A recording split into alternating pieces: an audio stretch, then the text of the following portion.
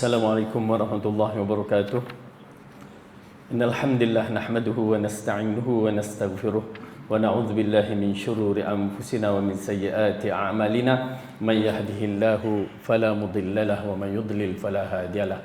Asyhadu an la ilaha illallah wahdahu la syarika lahu wa asyhadu anna Muhammadan abduhu wa rasuluh. Amma ba'd.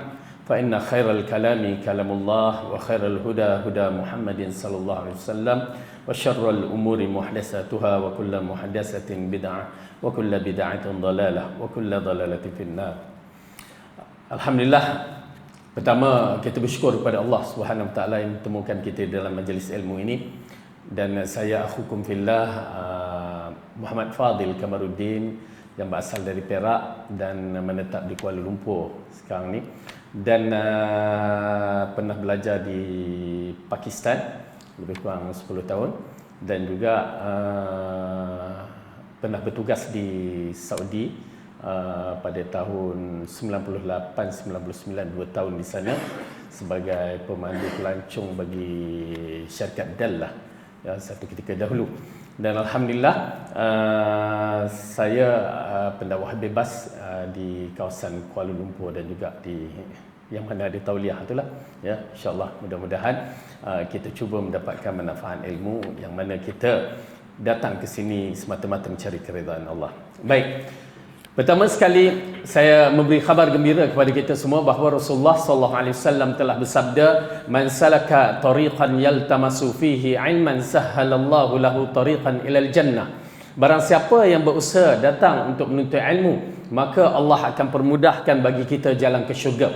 Tuan-tuan dan puan-puan yang dirahmati oleh Allah Subhanahu wa taala, oleh kerana Allah telah memberikan melalui lisan Rasulnya bahawa dia akan mempermudahkan bagi kita jalan ke syurga, maka mudah-mudahan, ya, dengan adanya kita di dalam majlis ilmu bila-bila masa, ya, mudah-mudahan Allah permudahkan kita jalan ke syurga, ya, dan menjadikan kita di antara orang yang mendahului di sana nanti. Kerana bila kita mendahului di syurga nanti, berarti kita di antara orang yang terbaik, dan mudah-mudahan Allah jadikan kita orang yang terbaik.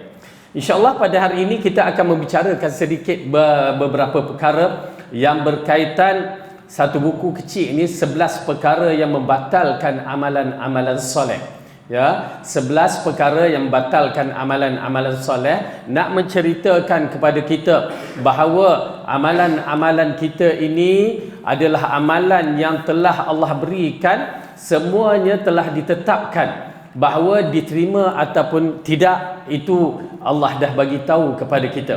Cuma tuan-tuan dan puan-puan yang dirahmati oleh Allah Subhanahu wa taala, apabila kita ni sebagai hamba Allah, yang mana Allah telah berfirman di dalam Al-Quran, "Wa ma khalaq a'udzubillahi minasyaitonir rajim, wa ma khalaqtul jinna wal ins illa liya'budun." Tidak kami jadikan jin dan manusia melainkan untuk mengabdikan diri kepadanya. Dengan arti kata lain, bahawa kita ni dihidupkan bukan saja-saja, ya, kita dihidupkan ini seperti mana yang kita tahu bahawa kita adalah hamba yang diprogramkan oleh Allah supaya mengikut arahan Allah. Itu je, ya. Kalau tidak, Allah tidak akan jadikan kita begitu saja.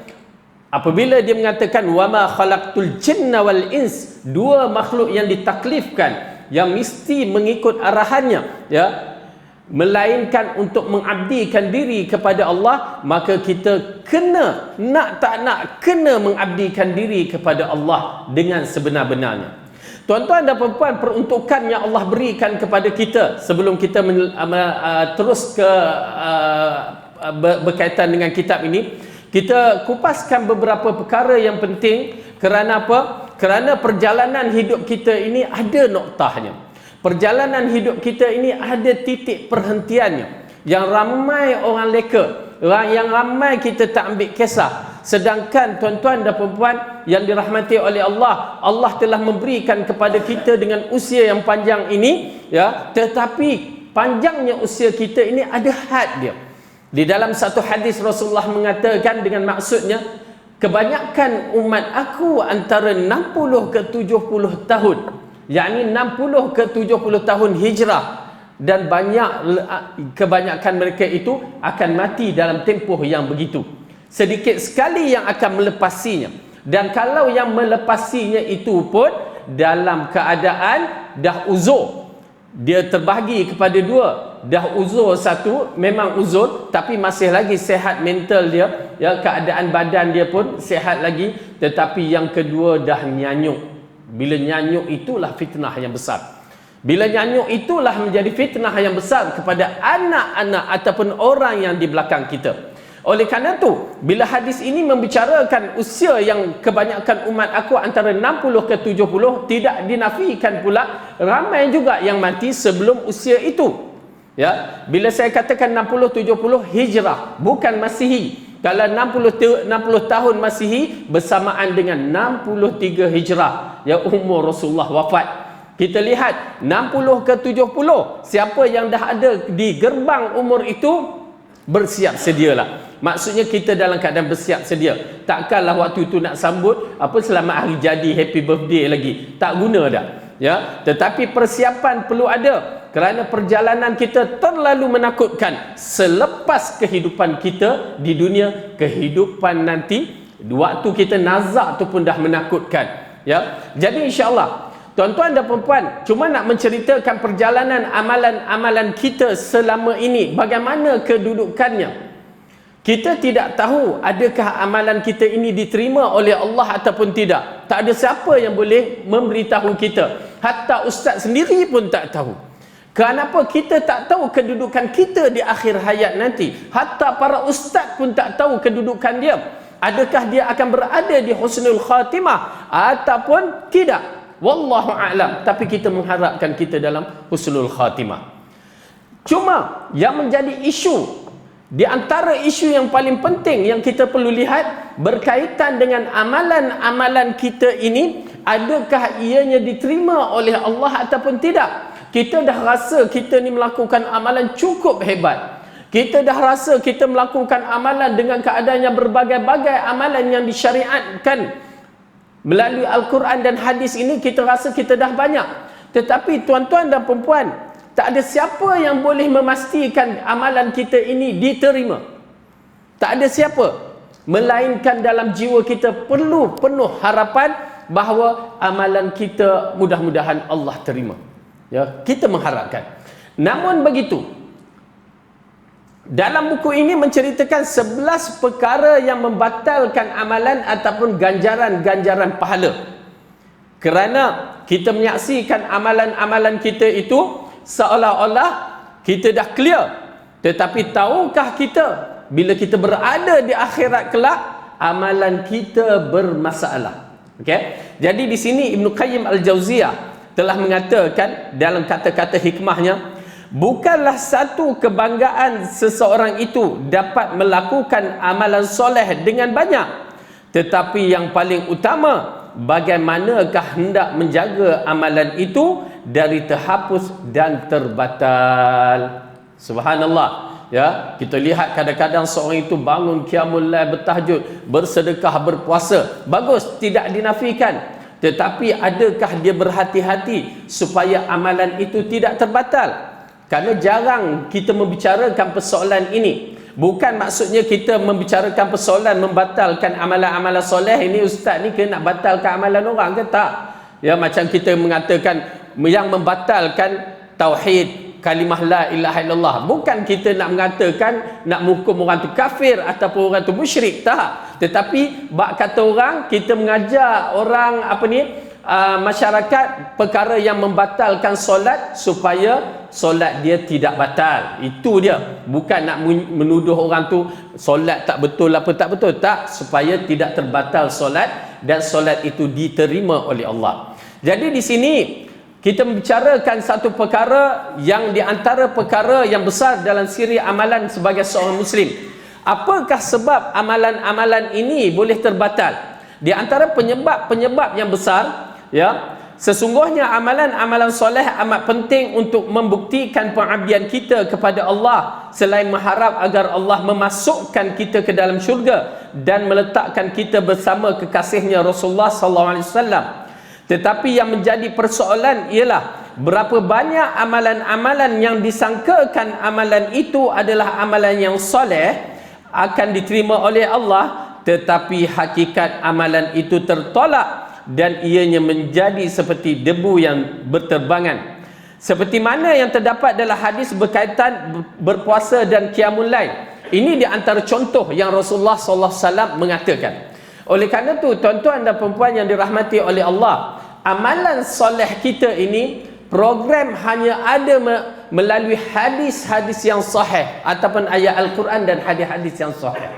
Kita tidak ada pilihan kerana wahyu yang diturunkan oleh Allah melalui Jibril hanya sampai kepada Rasulullah. Orang lain tak tahu.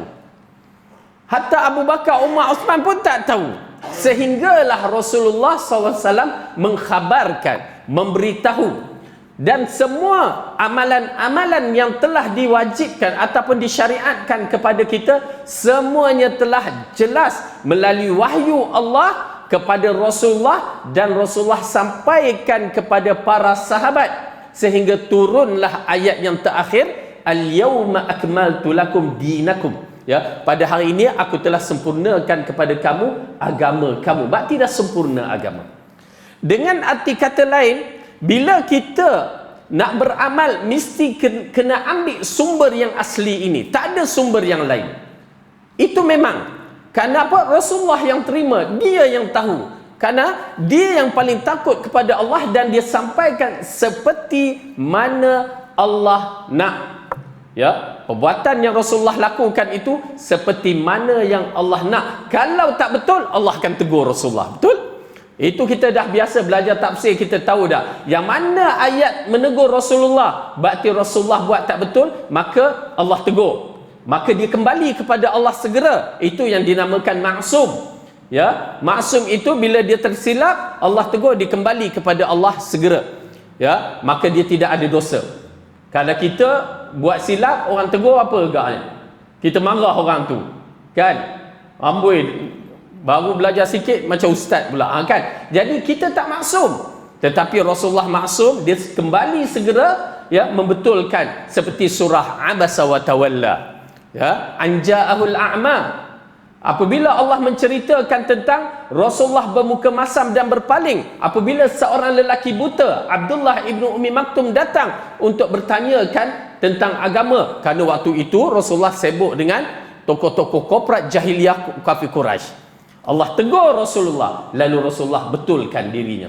Okey? Jadi oleh kerana itu, agama ini adalah agama Allah. Hatta Rasulullah sendiri dia tak boleh nak buat agama ni. Dia buat mengikut arahan wahyu.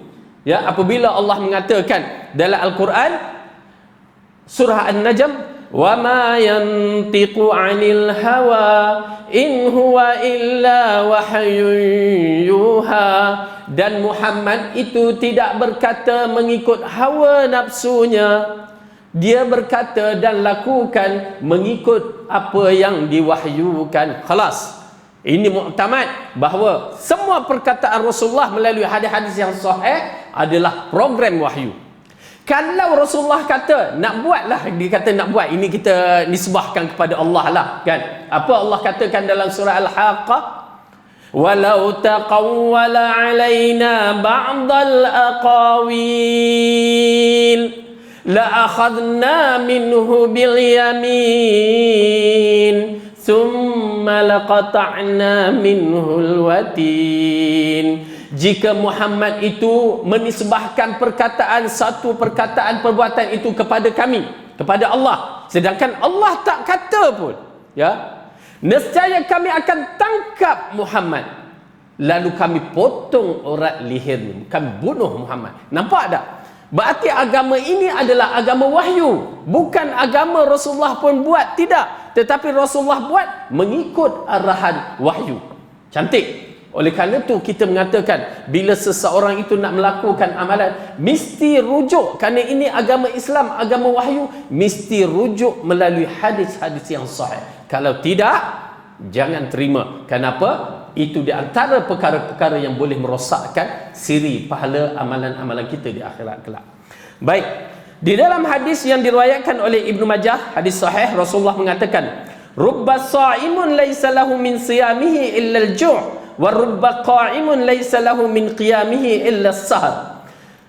Mungkin seorang itu berpuasa, dia tidak dapat hanya lapar dan dahaga, ya. Dan mungkin seseorang itu bertahajud malam, apa yang dia dapat hanya berjaga tidak tidur malam sahaja. Ini mengisyaratkan kepada kita bahawa amalan-amalan soleh yang tidak menepati syariat, mungkin kita tengok orang tu bertahajud, tetapi di sisi Allah ianya tidak diterima. Mungkin orang tu berpuasa, tapi tak dapat melainkan lapar dan dahaga. Jadi perkara ni amat penting, bahawa kita beribadat nakkan ganjaran pahala, bukan nak ikut suka kita, tak. Tetapi nak ikut, nak dapat ganjaran pahala, mesti menepati beberapa kaedah-kaedah dia. Jadi hadis ini mengisyaratkan kepada kita berapa ramai orang yang berpuasa tak dapat apa-apa, berapa ramai orang yang qiyamul lail tak dapat apa-apa. Ini antaranya berpunca disebabkan terjadi perkara begitu adalah pertama kejahilan, kedua kepincangan dalam keimanan, iman tidak di atas landasan yang betul. Yang ketiga tidak mengambil berat tentang amalan itu adakah sahih ataupun tidak sahih. Yang keempat memandang remeh dosa-dosa dan hukum hakam yang Allah tetapkan. Okey, kita kupaskan tentang kejahilan.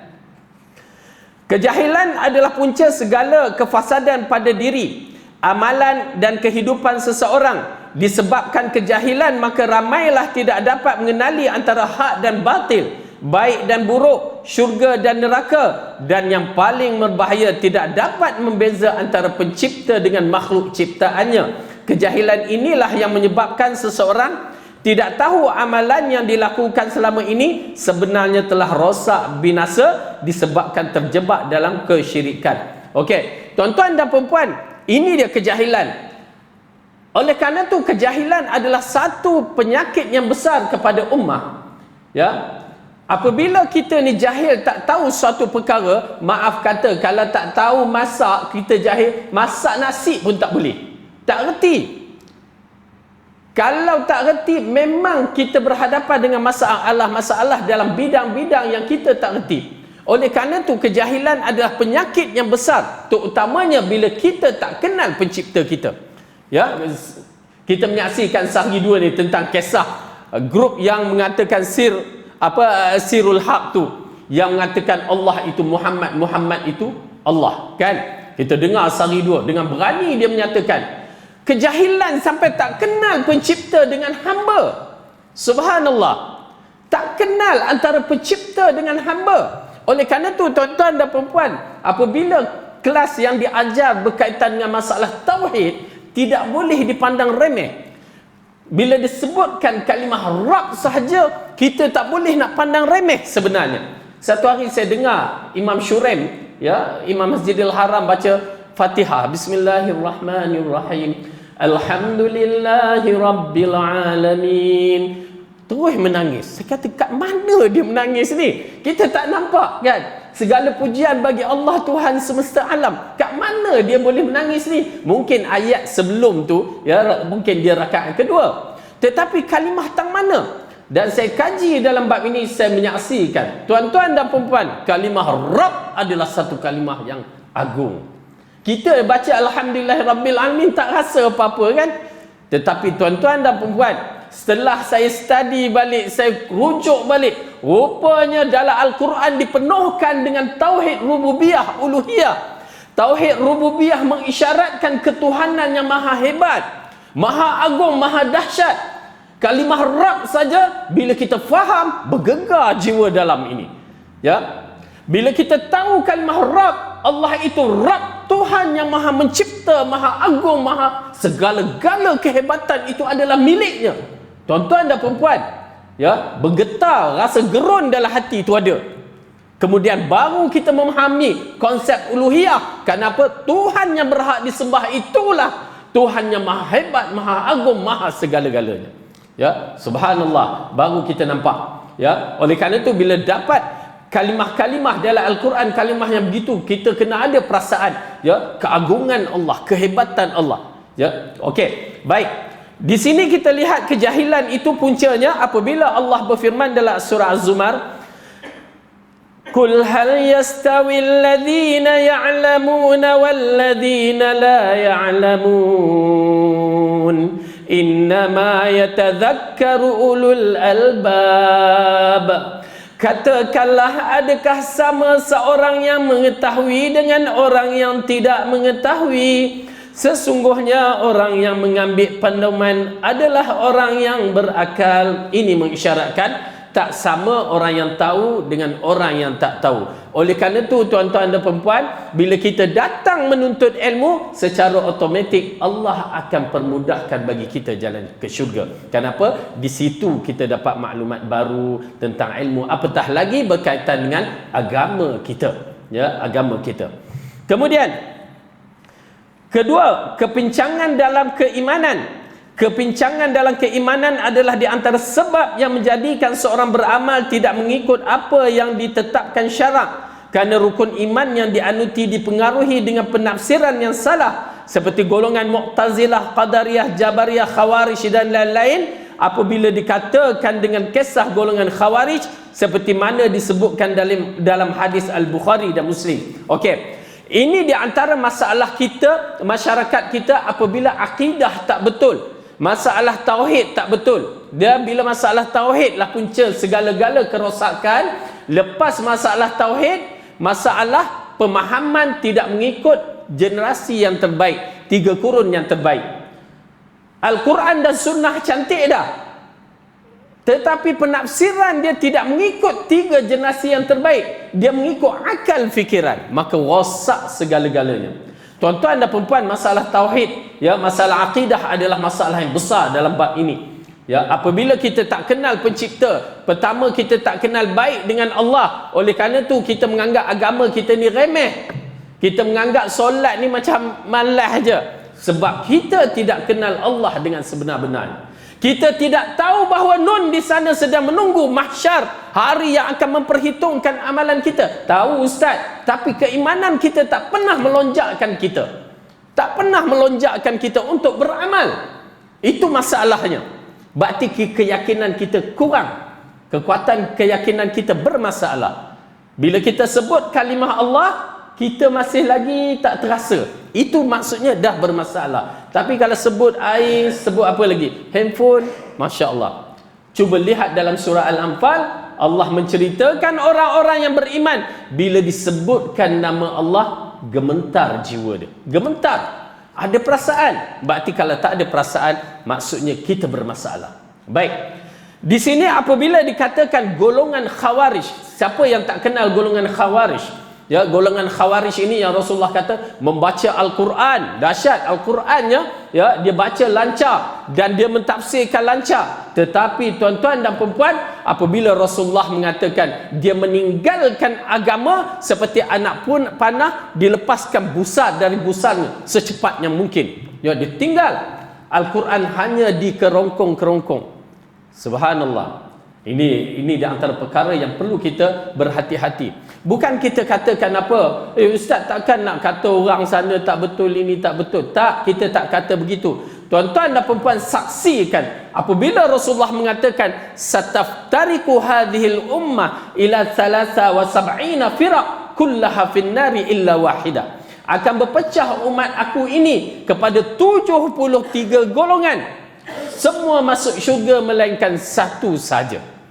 Berarti 72 ni pun orang Islam yang mengaku dirinya Islam, yang pakai jubah, pakai serban, berjanggut. Mereka mengaku diri mereka Islam. Dan kita berada di zaman yang penuh menakutkan, kerana tak dapat nak membezakan. Semua mengatakan Islam. Kalau tak salah saya, tahun 90-an, 96 tu, ya, ke atas tu, ada seorang lelaki yang bernama Abu Talib Al-Ja'fari. Nun di mana? Di Johor sana. Dia kahwin berapa? 9 dia kahwin.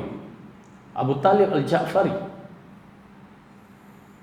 Ditanya, kenapa kamu kahwin 9? Berdalilkan Al-Quran. Tu dia. Berdalilkan Al-Quran. Nak kata apa? Pening kepala, kan? Berdalilkan Al-Quran. Fankihu ma taba lakum minan nisa masna wa thulatha wa ruba'. Tu dia. dia guna dalil Al-Quran. Oleh kerana itu Syekh Albani rahimahullah bila membicarakan dalam bab ini, Al-Quran dan Al-Hadis tidak berhenti kat situ, tetapi mengikut fahaman 3 generasi yang terbaik. Kalau tidak, mereka akan menggunakan akal. Walaupun hadis itu sahih, mereka gunakan akal, maka rosak agama kita. Lalu dikatakan dalam ayat Quran surah An-Nisa tu, ya, kawinlah kamu dengan wanita-wanita yang baik, masna, terus kedua, sulasa, 2 campur 3, 5, warubah campur 4. Tu yang dikawin 9. Nampak tak tafsir Quran juga? Akal merbahaya. Lepas tu saya waktu tu bawa balik Pakistan, bila dengar Abu Talib Al-Ja'fari, dah nampak ada semacam dah dia ni. Kerana Al-Ja'fari di belakang tu berkaitan dengan Syiah Ja'fariyah. Rupanya dia golongan Syiah, tapi akhirnya disebut keratan surat khabar tu, dia kata Abu Talib Al-Ja'fari As-Salafi. Oh, dia kaitkan juga dengan Salafi. Kacau betul. Dia nak burukkan juga Salafi tu. Okey, ni dia. Nampak tak tuan-tuan dan puan-puan? Dan kita saksikan berapa ramai orang yang mentafsirkan Quran dan hadis pada hari ini. Kita pula jenis rujuk kita bukan pada share pejabat mufti kita. Kita pula jenis rujuk Facebook, TikTok. Amboi, itulah rujukan kita. Kita dengar ustaz-ustaz TikTok, akhirnya kita pun tenggelam dengan penafsiran akal. Na'udzubillah min zalik. Baik, saya bicarakan tentang seorang lelaki yang membunuh Saidina Ali. Ya, siapa lelaki ini? Yang dikatakan Ibnu Maljam. Siapa dia? Hafiz Al-Quran. Siapa dia? Saidina Umar pernah menghantar dia ke Mesir sebagai guru Al-Quran, ataupun macam kita Kementerian Pendidikan Al-Quran di Mesir. Dia wakil Saidina Umar, tetapi dia kena fitnah Khawarij. Nampak tak tuan-tuan dan puan-puan? Dia hafal Al-Quran, tetapi dia balik, dia jadi lain, dan dialah pembunuh Saidina Ali. Nampak tak? Oleh kerana tu kita kena berhati-hati. Kadang-kadang kita ni mudah lembut, ya, oh mengaji Al-Quran apa semua, tapi kita tak berhati-hati. Ya, budak tu keluaran mana? Budak tu terbitan mana? Berbahaya kadang-kadang bila kita menyaksikan, ya, kadang-kadang sebuah madrasah tu tidak berlandaskan akidah yang betul, budak-budak akan rosak. Ya, kesian. Okey, ala kulli hal. Kita lihat apa yang Rasulullah bicarakan tentang Khawarij. Rasulullah bersabda, hadis yang diriwayatkan oleh Bukhari, yakhruju fikum qaumun tahqiruna salatakum ma'a salatihim, siyamakum ma'a siyamihim, wa amalakum ma'a amalihim, yaqra'una al-Qur'ana la yujawizu hanajirahum. Artinya akan muncul dari kalangan kamu satu kaum yang mana kamu akan merasa kerdil amalan solat kamu dengan solat mereka, puasa kamu dan amalan puasa mereka, dan amalan soleh-soleh kamu jika dibandingkan dengan amalan-amalan mereka. Rasulullah berbicara dengan siapa? Sahabat Nabi yang mengikut rentak-rentak Rasulullah dalam siri amalan. Rasulullah kata, kamu akan jumpa kaum ni, kalau kamu nak tengok, nak bandingkan dia, dahsyat. Sehingga kan dalam riwayat yang lain mengatakan, kalau kamu lihat mereka solat sampai bengkak-bengkak kaki. Kita solat bengkak kaki tak? Solat malam? Tak ada. Kita malam bengkak mata, kan? Bengkak mata sama ada tidur ataupun bengkak mata sibuk dengan WhatsApp ke apa ke. Ya, kalau anak muda. Tetapi mereka solat malam sampai bengkak kaki, dan puasa mereka seperti puasa Nabi Daud, sehari puasa, sehari berbuka. Tapi apa Rasulullah katakan? Ya, dalam hadis ini, tetapi mereka itu apabila membaca Al-Quran, bacaannya hanya sampai di kerongkong saja. Hak tu je. Kerongkong, dari sudut praktikal tak ada. Ya, sudut praktikal tak ada. Berdebat boleh dengan Al-Quran. Tu yang berlaku di Siffin sana. Ya, berdebatan terhadap Al-Quran. Kemudian apa yang menarik sekali, Rasulullah mengatakan dalam hadis yang riwayat Imam Ahmad dan juga Ibnu Majah, mereka itu adalah kalbun min kilabin ahlin nar, Khawarij min kilabin ahlin nar, anjing di antara anjing neraka. Nauzubillah. Sembahyang sampai bengkak-bengkak kaki, menangis teresak-esak, berpuasa sehari, berbuka sehari, tapi anjing di antara anjing ahli neraka. Nampak tak tuan-tuan dan puan-puan? Kenapa jadi begitu? Solat mereka dah hebat. Oleh kerana itu, kita kena faham elok-elok kaedah agama. Kaedah agama bukan kepada perbuatan diri kita, tetapi apa yang kita ikut melalui Al-Quran dan As-Sunnah. Itu maka kita akan selamat. Kalau tidak, hancur. Bila saya menyaksikan hadis Khawarij ini, takut. Kerana kadang-kadang orang menghukumkan, ya dia ni baguslah, bersorban, berjubah kan, iltizam, tapi hati-hati. Ya, hati-hati terhadap mereka. Itu pasal lah. Ya, saya agak tertarik dengan satu kisah apabila Abu Musa Asy'ari datang untuk bertemu dengan Abdullah ibn Mas'ud, kawan lama dia yang di Kufah tu kan. Dan dia singgah kat masjid, dia tengok satu kelompok. Pertama di masjid, bukan di tepi jalan. Di masjid, satu kelompok. Ya, beberapa kelompok tu sedang melakukan zikir. Abu Musa Asy'ari rasa, apa dia perbuat ni? Tapi dia tak nak tegur, takut-takutlah Abdullah ibn Mas'ud yang memberikan cadangan. Lalu diceritakan, dia bertemu dengan Abdullah ibn Mas'ud, dia menceritakan apa yang dilihat. Lalu Abdullah Mas'ud mengatakan, kamu tak tegur ke? Tak, kerana aku sangka kamu yang mengarahkan mereka. Lalu dia tengok, Abdullah bin Mas'ud datang, tengok. Mereka berzikir. Tuan-tuan dan perempuan, bukan lain dia perbuat, berzikir. Baik dah. Baik. Jangan kata tak baik, berzikir. Baik. Sebutan juga baik. Subhanallah, alhamdulillah, baik tak? Baik. Cara dia tak betul. Rupanya cara pun diambil kira dalam ibadat. Yang dikatakan dia kumpulkan satu batu, lepas tu dia kata Subhanallah, Subhanallah, Subhanallah. Kita pula zaman kita sekarang Subhanallah, dengan melagu kan. Berbahaya tu. Abdullah ibn Mas'ud terus tegur. Apa yang kau orang buat ni? Ya Aba Abdurrahman, kami tak buat melainkan kebaikan. Nampak? Akal berbicara, nampak baik, okeylah, baiklah. Tuan-tuan dan perempuan, ini agama, bukan akal. Kalaulah agama ini,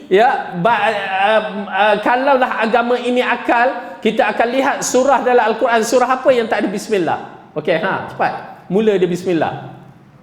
Surah Taubah. Boleh tak kita baca? Kita pula qori daripada masjid ni kan. Okey, dipersilakan untuk baca surah Taubah. A'udzubillahi minasyaitonirrajim. Bismillahirrahmanirrahim. Bara'atun. Agak-agak dapat apa tak? Kecuali hakim tu budak tak reti. Okey.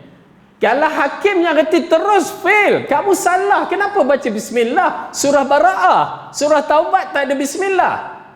Kalau kita baca bismillah, salah. Tapi kalau kita baca kerana nak mentang, mesti buat juga, berdosa. Kerana Al-Quran, wahyu Allah, Rasulullah turunkan seperti mana Allah nak. Kalau kita kata, apa salahnya? Nampak tak? Ini agama. Apa salahnya? Silap kita. Kerana agama bukan apa salahnya. Agama beriman. Stop, habis. Tu dia cara kita beramal, beriman dengan Allah. Okey, baik.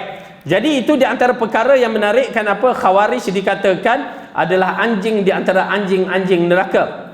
Kemudian yang ketiga, tidak mengambil berat sesuatu amalan itu adakah sahih ataupun tidak. Ini pun penyakit. Ramai yang beramal dan terus beramal tanpa mempelajari atau mencari sumber yang sahih, kerana yang dikatakan amalan soleh itu hanya diiktiraf jika ia bertepatan dengan Al-Quran dan As-Sunnah sahaja. Ya, agama kita ini bukan agama cetakan oleh manusia. Agama kita agama wahyu. Oleh kerana itu di antara zikir yang Rasulullah ajar kepada para sahabat, zikir nak tidur tu, pada satu hadis tu ada riwayat mengatakan yang mana sahabat yang diajar kalau tak salah Bara ibn Azib, maka dikatakan, ya, kamu kata pada akhir hadis tu mengatakan amantu bi kitabikal ladzi anzalta wa bi nabiyyikal ladzi arsalta. Lalu Bara ibn Azib mengatakan amantu bi kitabikal ladzi anzalta wa bi rasulikal ladzi arsalta. Apa beza dia? Rasulullah kata binabiyyika, dia kata birasulika. Lalu Rasulullah kata jangan binabiyyika. Kalau kita nabi dengan rasul, apa beza dia? Kan tak ada beza. Tetapi Rasulullah mengatakan jangan baca binabiyyika alladhi arsalta. Kerana apa? Kerana itu wahyu. Rasulullah tak boleh nak ubah-ubah. Wahyu sampai, maka itulah yang kita beriman. Oleh kerana itu tuan-tuan dan puan-puan, zikir-zikir kita adalah zikir-zikir wahyu, yang mana kita beriman seperti mana yang Allah berikan, maka kita beramal. Selain daripada itu, ya, kita tak beramal. Itu pasal jadi isu apabila di antara perkara yang saya tegur setengah masyarakat, zikir yang termasyhur masyarakat kita. Ini di antara masalah masyarakat kita lah. Ya, suka sangat berlagu tentang zikir tu. Oh, suka sangat. Ustaz sedap. Dia kira sedap dia. Ya. Di antara zikir yang menjadi isu. Ya. Rasa kat sini tak apa sebut ke? Tapi kat sana saya kena kan.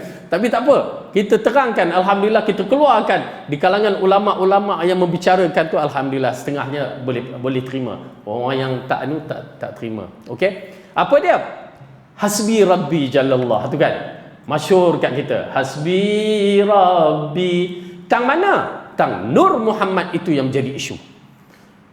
Dan tang Nur Muhammad, hadis palsu itu yang menjadi isu. Dan zikir itu tidak warid. Tapi orang suka nak beramal. Salah. Kita katakan takkan diterima oleh Allah. Kenapa? Zikir itu bermasalah. Sehingga kan kalimah itu menjadi perselisihan yang begitu dahsyat. Kalimah itu disebabkan hadis-hadis palsu Nur Muhammad itu, ya. Maka na'udzubillah, bagi saya beriman dengan cara yang diajarkan oleh Rasulullah, jangan ubah. Maka zikir yang kita dapat yang betul tu, beramal lah. Sudah confirm. Bayangkan zikir yang tak clear tu kita beramal, sedangkan Rasulullah SAW mengatakan dari hadis yang diriwayatkan oleh Bukhari, kalimatani khafifatani 'ala lisan, thaqilatani fil mizan, habibatani 'inda Rahman. Dua kalimah yang ringan pada lidah tapi berat pada timbangan mizan dan dicintai oleh Ar-Rahman. Subhanallahil azimi, subhanallahi wa bihamdih, subhanallahil azimi. Dua tu dah berat timbangan. Kita tak nak beramal. Sayang ya. Okey, baik. Kemudian, maka tidak mengambil berat suatu amalan itu dilakukan sahih ataupun tidak, berdalilkan hadis oleh Imam Bukhari, man ahdasa fi amrina hadza ma laysa minhu fahuwa raddun. Siapa yang mengada-adakan dalam urusan kami, yakni agama ya, bukan urusan telefon, mikrofon ni, ini dunia, tapi agama, maka ianya tertolak. Kemudian yang keempat, memandang remeh hukum hakam dan ketetapan Allah dan Rasulnya. Oleh kerana itu dalam hadis Rasulullah mengatakan dari Sahlu ibnu Sa'ad radhiyallahu anhu, Rasulullah bersabda, iyyakum wa muhqaratiz dzunub. Janganlah kamu memandang ringan dengan dosa-dosa. Ya, ini di antara perkara yang penting. Kadang-kadang kita kata, alah tak apa, dosa kecil. Jangan. Tuan-tuan dan perempuan, kita berbicara dengan Tuhan, kita berbicara dengan Allah. Jangan pandang remeh walaupun dosa kecil.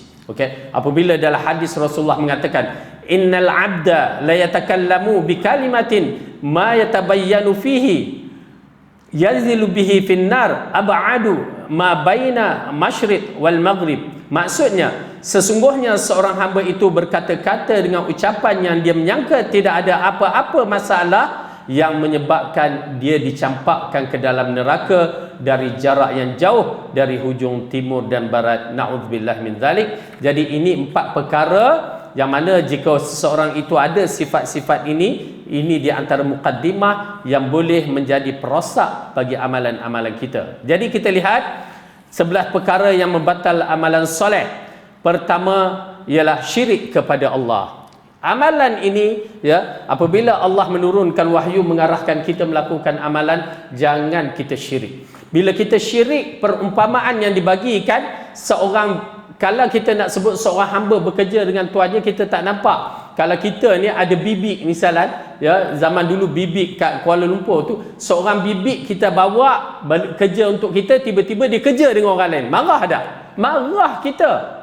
Aku bawa kamu dari jauh, tiba-tiba kamu kerja dengan orang lain. Tak apa lagi. Dan perumpamaan yang agak tidak berapa selesa lah, tetapi perumpamaan itu dikatakan seorang wanita yang dah ada suami, dia ada suami yang lain.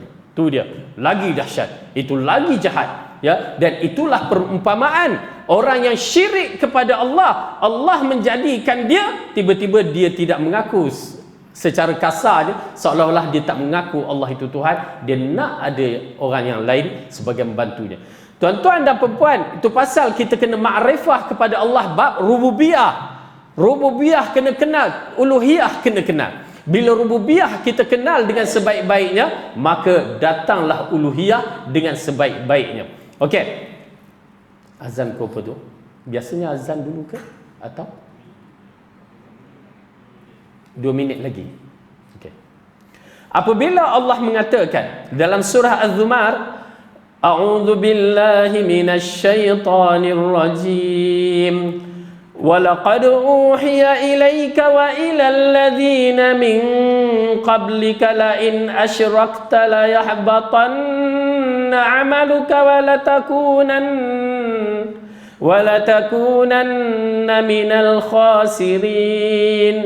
Dan sesungguhnya telah diwahyukan kepadamu, wahai Muhammad, dan kepada nabi-nabi yang sebelumnya, jika kamu mempersekutukan Allah, nescaya akan terhapuslah amalan-amalanmu, dan tentulah kamu termasuk di kalangan orang yang rugi.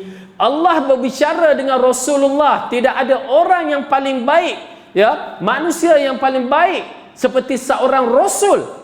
Lalu Allah katakan, jika kamu wahai Muhammad syirik kepada Allah, batal amalan kamu. Subhanallah, lelaki yang paling dikasihi oleh Allah, Allah berceritakan begitu. La yahbatanna amaluka, maka kamu akan dibatalkan amalan walaupun kamu itu seorang rasul. Okey, maka itu juga mengisyaratkan kepada kita berhati-hati syirik. Kemudian firman Allah lagi, Dzalika hudallahi yahdi bihi man yasha'u min ibadihi walau asyraku lahabita anhum ma kanu ya'malun. Itulah petunjuk Allah yang dengannya dia memberi petunjuk kepada siapa yang dikehendakinya di antara hamba-hambanya. Seandainya mereka mempersekutukan Allah, nescaya lenyaplah dari mereka amalan-amalan yang telah mereka kerjakan. Ya, jadi ini di antara perlu kita perlihatkan balik bentuk syirik. Terlalu banyak bentuk syirik, tuan-tuan dan perempuan. Syirik yang kita lakukan selama ini, ya, masyarakat, wallahu alam, mudah-mudahan di sini tak adalah, kerana ya majlis agamanya tegas dalam bab-bab yang begini. Bahkan kita tengok dalam program tahun ini, Perkampungan Sunnah pun membicarakan masalah syirik. Tetapi di masyarakat luar di sana, tuan-tuan dan perempuan, kadang-kadang tak sedar syirik-syirik yang berbentuk kecil lagi. Ya, yang besar tu kita kata itu orang-orang yang sembah tokong apa semua tu, ya, syirik. Tetapi kita tak nampak dalam bentuk syirik-syirik yang kebiasaan berlaku. Misalan, kita bagi contoh syirik, ya. Orang kita ni bila pergi ke kubur dia takut apa, ya? Pergi pula malam takut tegak bulu rumah, takut hantu. Ya. Tuan-tuan dan perempuan, hantu tidak pernah wujud di muka bumi. Tak pernah kita dengar cerita orang tu dicekik hantu, keluar surat khabar. Tak pernah dari kita lahir sampai hari ni, tak ada. Tapi itulah yang diceritakan kepada kita sehingga kita takut. Saya dulu memang penakut. Ya, takut. Tetapi bila dah belajar, alhamdulillah kita belajar di Pakistan, apa hilang benda tu. Di Pakistan orang tak takut hantu. Pasal benda tu tak dicerita. Yang ditakut apa? Tu dia. Pistol tengah-tengah makan dia tembak kawan dia. Itu takut. Ya, hantu tak ada. Hantu tak ada. Tak percaya pula kan. Rasukan jin, okey, saya percaya rasukan jin ada. Tetapi nak mengatakan hantu yang tertonggok-tonggok, saya nasihat kalau nampak macam pucung apa semua, pergi kejar dia. Tengok hantu ke tidak. Percayalah cakap saya. Kerana saya beriman tidak ada hantu. Saya beriman ada Allah. Okey, itu satu. Kedua, di antara kepercayaan khurafat kita syirik. Kenapa saya amat melihat terutamanya dalam bentuk ruqyah, perubatan yang dikaitkan dengan perubatan Islam. Banyak masyarakat kita terjebak dengan orang yang mengaku rawat cara Islam, banyak terjebak dengan syirik-syirik dan khurafat. Ya. Terpaksa saya cakap. Kenapa? Kerana ianya merupakan satu benda yang besar. Dan tok saya pun seorang bomoh. Itu yang saya tahu. Kelentong banyak. Tok saya, kalau taklah satu hari, saya kecil, daripada umur 10 tahun saya ikut dia. Semenjak saya pindah ke kampung saya tu, saya ikut dia. Sampai mak saya kata, Fadil, kamu hati-hati, tok kamu tu dah macam pegang kamu tu, kan. Kita pergi kenduri kononnya tolak bala tu kan. Ya, sebab apa? Sebab nak makan pulut tu, ayam zaman dulu kan susah kan. Pulut ayam pun lepas tu dia bagilah 50 sen, okey lah tu, kan. Tetapi acara ritual yang dibuat, pulut kuning, putih, merah, telur kuning, putih, merah, ya. Bila rumah tu masuk biawak, bila rumah tu masuk burung hantu, masuk ular, itu di antara acara yang dibuat. Ya, kononnya tolak bala. Dan saya pernah menyaksikan, mudah-mudahan Allah ampunkan, saya teringat ni pasal saya mengharapkan Allah ampunkan untuk saya, acara puja Sungai Perak.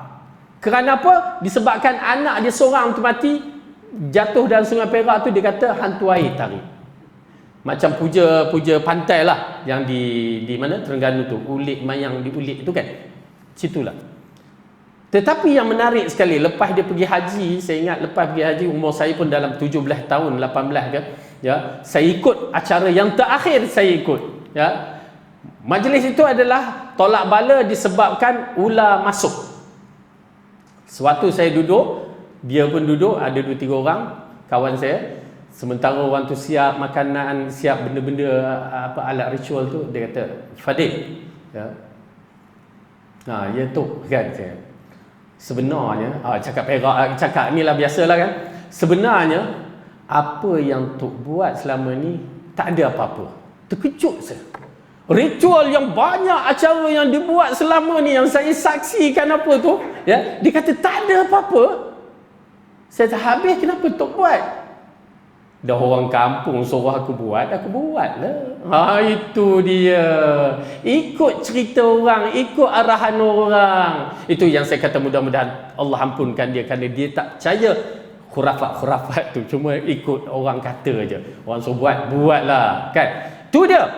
Itu mukadimah, itu belum mak saya cerita macam mana tukang kelentong orang tu kan. Bomo. Ya, tu pasal saya tak percaya bomo. Kerana saya menyaksikan tok saya tu buat benda-benda yang begitu, dan akhirnya dia mengiktiraf tak ada apa-apa. Kita pula yang tak tahu ni percaya hantu raya, hantu itu, hantu semua. Saya baca dalam buku tok saya tulis, kalau kemian tu meletup kuat, asap ni kuat, maka itu hantu raya. Kalau agak kurang, hantu pari. Yang ketiga tu tak apa elok, agak Pontianak Sundal Malam ke apa ke, wallahualam. Tapi tu dia, saya baca tu.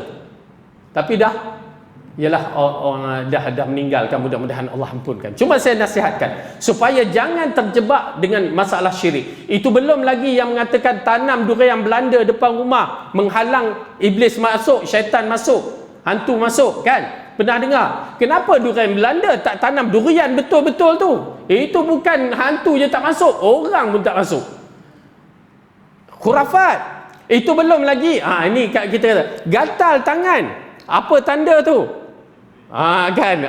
Khurafat. Mata bergenyit-genyit, khurafat. Dan biasa masyarakat kita, rama-rama masuk ke dalam rumah. Apa tanda? Orang nak datang. Salah tu. Kalau tokeh rama-rama tu terlepas, itu lain cerita. Ini tiba-tiba terus kita mengiktikadkan begitu. Bila sebut orang nak datang, seolah-olah rezeki nak datang, berkat nak datang. Tak. Oleh kerana itu berhati-hati. Itu belum lagi yang kedai-kedai yang mana kedai mamak yang tertulis 786. Siapa pernah tengok? Kedai 786. Tahu tak apa tu? Rasanya kita pun tak tahu. Saya disebabkan saya belajar Pakistan yang saya tahu. Datang daripada India perkara ni. 786 itu disabitkan, dikaitkan dengan Bismillah. Berbahaya tuan-tuan dan perempuan. 786 dia iktikad itu Bismillah. Bismillah mana boleh tukar dengan huruf? Tapi disebabkan, itu tak apalah, cuma nak menceritakan mereka jadikan itu Bismillah dan jadikan tangkal. Tak biasa tengok, pergilah kedai mamak, ya, 786 orang mamak je yang buat, ya. Datang kita pun ambil ikut, na'udzubillah min zalik. Okey, ala kulli hal dah habis dah kot.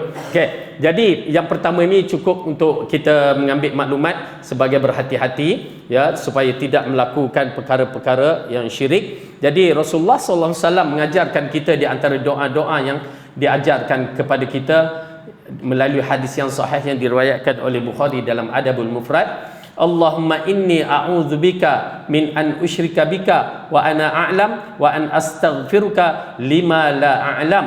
Ya Allah, aku memohon perlindungan denganmu daripada melakukan syirik kepadamu apa yang aku ketahui, dan aku memohon keampunan kepadamu jika aku telah melakukan syirik yang aku tidak ketahui. Ini di antara perkara yang penting untuk kita jaga diri kita supaya amalan kita tidak terbatal. Itu baru satu, ada lagi 10 belum kita cerita. InsyaAllah kalau ada masa ada rezeki kita berjumpa lagi dan kita akan membicarakan perkara-perkara yang lebih. Cuma saya nasihat di antara perkara ini sebelum saya tinggalkan majlis ini, kenapa? Kerana nak juga tuan-tuan dan perempuan jangan terlibat yang menyebabkan seseorang itu amalan dia tertolak. Ya Rasulullah kata, atadru ma muflis, tahukah kamu siapa dia muflis? Lalu para sahabat mengatakan, muflis di sisi kamu tak ada harta, tak ada benda. Lalu Rasulullah mengatakan, muflis seseorang itu di sisi Allah pada hari mahsyar, dia datang dengan solat, dia datang dengan zakat dan puasa,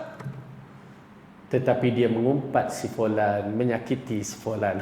Ni yang penting saya nak tekankan, kerana ini selalu berlaku kepada kita. Mengumpat, menyakiti orang Muslim, ya, dan memfitnah, mengadu domba. Berhenti, saya katakan berhenti. Saya semenjak dapat hadis tu, saya akan cuba jaga diri saya tidak berbicara hal Muslim melainkan baik, ataupun saya diam, kerana berbahaya amalan kita akan hilang di akhirat.